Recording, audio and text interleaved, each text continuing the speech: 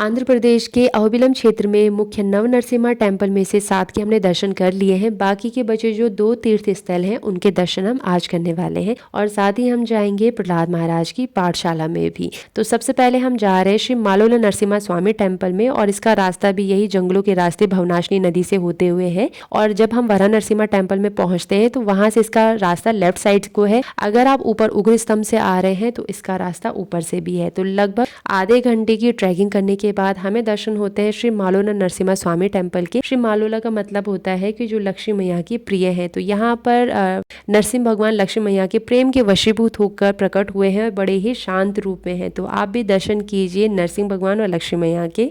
तो यहाँ भगवान नरसिम्हा और लक्ष्मी मैया के दर्शन करके मंदिर की परिक्रमा करने के बाद अब हम निकल पड़े हैं प्रहलाद महाराज की पाठशाला की तरफ। यहाँ से देखिए वो नीचे जो मंदिर दिख रहा है अहोबिला नरसिम्हा टेम्पल है। तो ये तीनों मंदिर थोड़े आसपास ही हैं। यहाँ पर आप दर्शन करने बहुत आसानी से आ सकते हैं। तो श्री मालोला नरसिम्हा स्वामी टेम्पल से हार्डली 15 मिनट की दूरी पर स्थित है प्रहलाद महाराज की पाठशाला। तो फाइनली हम यहाँ पर पहुँच चुके हैं और ये है प्रहलाद महाराज का प्ले ग्राउंड। तब इसी जगह पर वो अपने सहपाठियों के साथ खेला करते थे।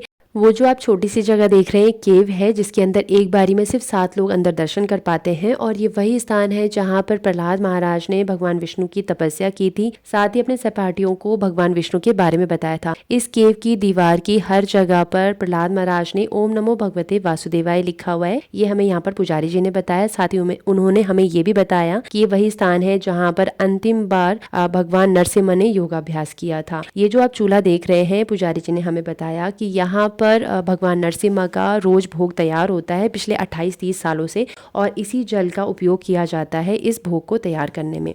साउथ में हमारे लिए लैंग्वेज बैरियर बहुत ज़्यादा था। तो अगर कोई मेरे चैनल पे साउथ का है और कहीं पर अगर मैं रॉन्ग हूँ तो प्लीज़ मुझे करेक्ट ज़रूर करना। आगे जो माउंटेन का हिस्सा है उसे गरुड़ाद्री या फिर गरुड़ाचल कहा जाता है। गरुड़ देव ने भगवान नरसिम्हा के दर्शन के लिए किस तरह से तपस्या की थी और फिर भगवान नरसिम्हा ने दर्शन दिए थे। तो इस पहाड़ में आप अगर ध्यान से देखेंगे तो गरुड़ की आकृति दिखाई देती है, इसीलिए इसको गरुड़ाद्री या फिर गरुड़ाचल कहा जाता है। यहाँ से दर्शन करके अब हम जाएंगे भार्गव नरसिम्हा टेम्पल के दर्शन करने के लिए। लेकिन इससे पहले भवनाशिनी नदी के शीतल जल में पैरों को थोड़ा सा रिलैक्स करेंगे और फिर आगे की यात्रा शुरू करेंगे। तो यहाँ पर जो हमारे साथ और दर्शनार्थी बैठे थे उनके तो यहाँ पर फ्री में फिश पेडिक्योर चल रहा था। काफी सारी फिशेस थी यहाँ पर जो कि उनके पैरों पर आ भी रही थी।